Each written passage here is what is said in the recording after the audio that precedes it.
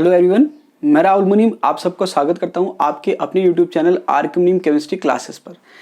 Green chemistry के हम principal पढ़ रहे थे, 3 प्रिंसिपल हम पढ़ चुके हैं। आज हम शुरू करेंगे 4th प्रिंसिपल। अब देखिए, 3rd प्रिंसिपल जो हमने पढ़ा था वो था लेस हैजार्डस केमिकल सिंथेसिस। अब जो 4th प्रिंसिपल है आपका वो है डिजाइनिंग सेफर केमिकल्स। अब देखिए, दोनों सुनने में जो है एक जैसे लगते हैं।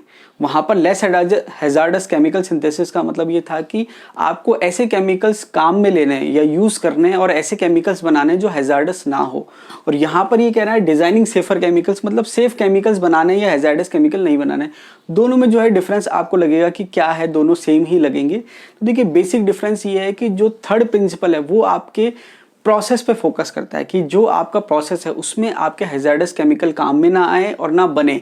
जबकि यहाँ पर ये जो प्रिंसिपल है ये आपका जो प्रोडक्ट है उसकी जो स्ट्रक्चर है उस पे फोकस करता है। ठीक है, तो हम देखते हैं क्या दे रखा है इसमें।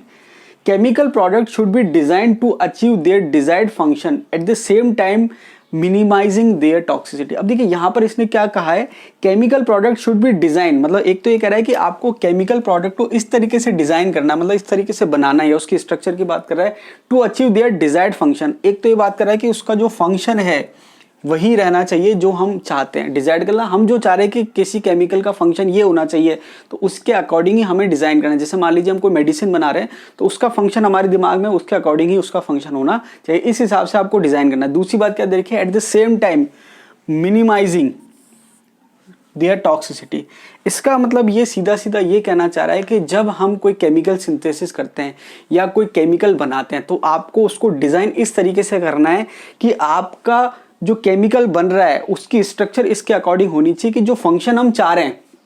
ये नॉर्मली देखा जाए तो मेनली मेडिसिन के लिए फेवर करता है, और भी हम और भी यूज पढ़ते हैं, लेकिन मेनली ये मेडिसिन के लिए ही है। ये जो 4th प्रिंसिपल है, डिजायर्ड फंक्शन, मतलब जो फंक्शन हम चाह रहे हैं वही फंक्शन होना चाहिए। दूसरी बात क्या है, सेम टाइम पे उसकी जो टॉक्सिसिटी है वो कम से कम होनी चाहिए। जैसे मान लीजिए, इसको एक एग्जाम्पल से समझते हैं, आपको अच्छे से समझ में आ जाएगा। कुछ समय पहले की बात है, काफी समय पहले की बात है कि ये आपके जो केमिकल है ये आप जानते हैं एसिटानोलाइड है। ठीक है, बेंजीन पे आपके NHCOCH3 ग्रुप जुड़ा हुआ है। ठीक है, अमाइड ग्रुप आपके एक तरह से आप कह सकते हो बेंजीन पे जुड़ा हुआ है। तो ये आपके जो है एज अ मेडिसिन काम में आता था पेन के लिए, मतलब अगर हाथ पैर दर्द कर रहे हैं तो आप इसको लेते थे पहले के समय में। लेकिन साइड इफेक्ट क्या देखा गया कि ये टॉक्सिक है, मतलब इससे क्या हो रहा है, टॉक्सिक केमिकल जो है एक्यूमुलेट हो रहे हैं बॉडी में। तो यहां पर फिर क्या किया गया, इसके स्ट्रक्चर में चेंजेस किया गया, या हम कहें कि डिजाइन किया गया किस तरीके से कि उसका जो फंक्शन है, जो कि फंक्शन क्या है उसका, हाथ पैर दर्द को कम करना, वो फंक्शन तो मेंटेन रहे लेकिन जो उसकी टॉक्सिसिटी है वो क्या हो जाए, कम हो जाए। तो वहां पर इसमें चेंजेस किए गए, स्ट्रक्चर में चेंजेस किए गए। तो देखा गया कि जब इसकी पैरा पोजिशन पे OH लगाया गया तो हमने देखा कि इसका फंक्शन वही का वही है, उसके फंक्शन में कोई चेंज नहीं आया। मतलब ये अभी भी हाथ पैर दर्द या हम कहें बुखार को कम करने के लिए काम में आने लगा, और जो इसका साइड इफेक्ट था या जो इसकी टॉक्सिसिटी थी वो क्या हो गई, कम हो गई। आप सब जानते हैं इसको हम क्या कहते हैं, पैरासिटामोल। तो हमने क्या कहा कि 4th प्रिंसिपल क्या कहता है कि आपको जो केमिकल है वो इस तरीके से डिजाइन करना है कि उसका जो फंक्शन है, जो हम फंक्शन चाह रहे हैं वही फंक्शन हमको मिले।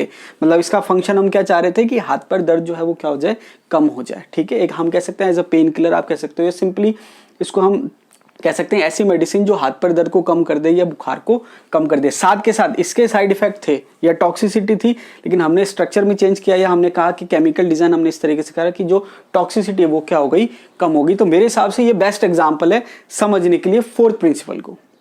कुछ और एग्जाम्पल देखते हैं 4th प्रिंसिपल के। अब देखिए नेक्स्ट क्या दे रखा है, थैलिडोमाइड ड्रग। अब देखिए, काफी समय पहले 1963 के अप्रॉक्स की बात है कि थैलिडोमाइड जो ड्रग है वो प्रेग्नेंट लेडी को दिया जाता था। किस लिए दिया जाता था, reduce the effect of morning sickness during pregnancy. Pregnancy के टाइम पे मॉर्निंग सिकनेस होती है, उसको कम करने के लिए जो है फीमेल्स को जो है, प्रेग्नेंट लेडी जो है उनको ये ड्रग दिया जाता था। ठीक है, उस टाइम पे तो दे दिया, लेकिन बाद में क्या देखा गया, causes serious birth defect in children. अब देखिए, ये भी एक इंपॉर्टेंट बात है कि कोई मेडिसिन आप ले रहे हो तो उसका साइड इफेक्ट आपको कितनी जल्दी देखने को मिलता है, वो भी बहुत एक इंपॉर्टेंट फैक्टर है। अब आप ये देखेंगे कि ये जो मेडिसिन ली ये तो कब ली, जब वो प्रेग्नेंट थी, और रिजल्ट कब पता चल रहा है, जब डिलीवरी उनकी हो गई, जो बच्चे पैदा हो रहे हैं तो वहां पर उनमें डिफेक्ट आ रहा है। तो देखिए, यहाँ पर आप खुद सोचेंगे कि कोई मेडिसिन है या कोई भी केमिकल है उसका साइड इफेक्ट क्या है, उसकी टॉक्सिसिटी क्या है, या इन फ्यूचर में उसका क्या हार्म होने वाला है, हैजार्ड होने वाला है, उसको स्टडी करने के लिए काफी टाइम लगता है। तो आप देखेंगे एक अलग ब्रांच होती है टॉक्सिकोलॉजी करके, वो और केमिस्ट्री जो है मिलकर इस पर स्टडी कर रहे हैं कि भाई कैसे जो है ग्रीन केमिस्ट्री में हम केमिकल्स को डिजाइन करें कि उसका हैजार्ड क्या हो जाए, कम हो जाए। तो वापस आ जाते हैं एग्जाम्पल पे। तो यहाँ पर क्या दिखा गया कि जो थैलिडोमाइड ड्रग है वो दिया गया मॉर्निंग सिकनेस को कम करने के लिए प्रेग्नेंट लेडी को, लेकिन उसका साइड इफेक्ट क्या हुआ, causes serious birth defect in children. तो जो बच्चे पैदा हुए जिन्होंने ये ड्रग लिया था उनमें क्या है, काफी सारे सीरियस डिफेक्ट मिले देखने को। अब देखिए इसमें इंपॉर्टेंट बात क्या है कि एक्चुअल में बाद में जब और रिसर्च हुई तो वहां देखा क्या गया कि यहाँ पर जो थैलिडोमाइड है ये कायरल मॉलिक्यूल है, या हम कह सकते हैं कायरल कंपाउंड है। तो कायरल कंपाउंड है, इसका मतलब आपने देखा होगा मेरे स्टीरियोकेमिस्ट्री का आप वीडियो देखना, आपको पता चल जाएगा। और भी आप जानते होंगे कि आपके जो कायरल मॉलिक्यूल होता है वो ऑप्टिकली एक्टिव होता है और वो इनैंशियोमेरेज शो करता है, ठीक है, इनैंशियोमेरेज शो करता है। तो यहाँ पर इसके दो इनैंशियोमर होते हैं, या फिर हम कह सकते हैं स्टीरियो आइसोमर होते हैं। तो यहाँ पर क्या है कि एक इनैंशियोमर तो है वो तो इफेक्टिव है, किसके लिए, इसके लिए reduce the effect of morning sickness during pregnancy, लेकिन जो दूसरा इनैंशियोमर है वो क्या कर रहा है, हार्मफुल इफेक्ट कर रहा है। तो यहां पर जब मेडिसिन बनाएगी तो वहां क्या देखा गया कि रेसमिक मिक्सचर ले लिया गया।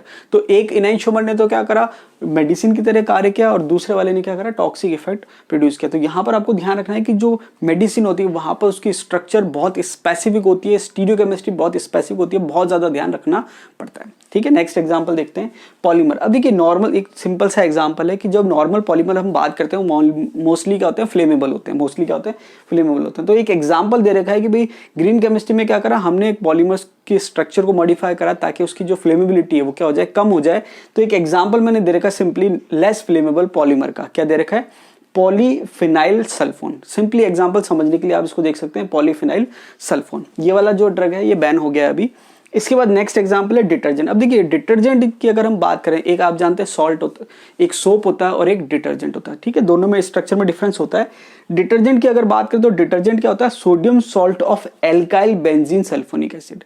अब यहां पर इंपॉर्टेंट क्या चीज है, ये एल्काइल है। क्या देखा गया कि जो सिंपल डिटर्जेंट हैं ये क्या है कि ये बायोडिग्रेडेबल नहीं है। क्या देखा गया कि जो डिटर्जेंट हम काम में ले रहे हैं नॉर्मली ये बायोडिग्रेडेबल नहीं है और इसकी वजह से पॉल्यूशन क्रिएट हो रहा है। तो यहां पर क्या देखा गया कि जो नॉर्मल डिटर्जेंट काम में आते थे पहले, या जो उनकी स्ट्रक्चर होती थी वहां पर जो एल्काइल ग्रुप होता था वो ब्रांच स्ट्रक्चर होती थी या ब्रांच फॉर्म में होता था। तो वहां पर क्या है कि वो नॉन बायोडिग्रेडेबल था। लेकिन बाद में ग्रीन केमिस्ट्री में हमने क्या करा कि जो उसका एल्काइल ग्रुप है उसको लीनियर कर दिया, मतलब हम कह सकते हैं नॉन ब्रांच कर दिया। तो जब उसको हमने लीनियर ले लिया या नॉन ब्रांच ले लिया तो वहां पर जो है वो बायोडिग्रेडेबल में कन्वर्ट हो गया। इसका मतलब क्या हुआ कि जो पहले डिटर्जेंट हम काम में लेते थे उसमें एल्काइल ग्रुप ब्रांच्ड होता था, जिसकी वजह से वो क्या होता था, नॉन बायोडिग्रेडेबल होता था। लेकिन बाद में हमने क्या करा, उसके स्ट्रक्चर को इस टाइप से डिजाइन किया कि हमने जो ब्रांच था उसको लीनियर कर दिया, और लीनियर करने से क्या हुआ, वो बायोडिग्रेडेबल हो गया। इसके बाद लास्ट एग्जांपल दे रखा है इंसेक्टिसाइड। देखिए नॉर्मल हमने क्या देखा है कि इंसेक्टिसाइड का मतलब क्या होता है, कीड़ों को मारने के लिए जो हम केमिकल्स काम में लेते हैं वो इंसेक्टिसाइड होता है।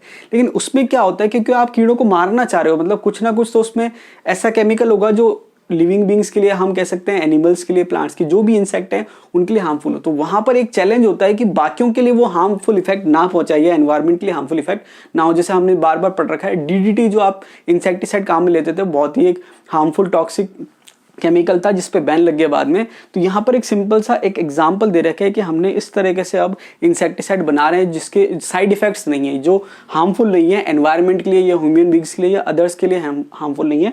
तो उसका एक सिंपल सा एग्जाम्पल दे रखा है स्पाइनोसाइड, ठीक है। ये बहुत अच्छा एग्जाम्पल है कि ऐसा इंसेक्टिसाइड है जो एनवायरमेंट फ्रेंडली है।